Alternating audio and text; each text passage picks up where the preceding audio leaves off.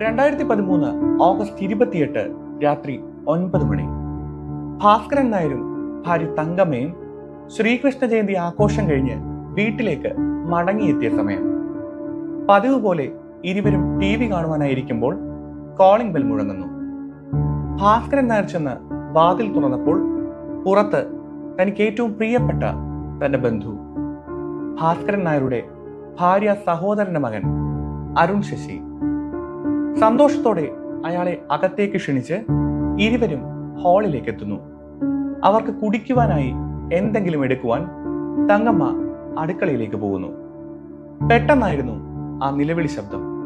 ഞെട്ടലോടെ ഹാളിലേക്ക് തങ്കമ്മ എത്തുമ്പോൾ രക്തത്തിൽ കുളിച്ചു കിടക്കുന്ന ഭാസ്കരൻ നായരും അരികിലായി രക്തം ഒഴുകിക്കൊണ്ടിരിക്കുന്ന ഒരു ചുറ്റികയുമായി അരുണും.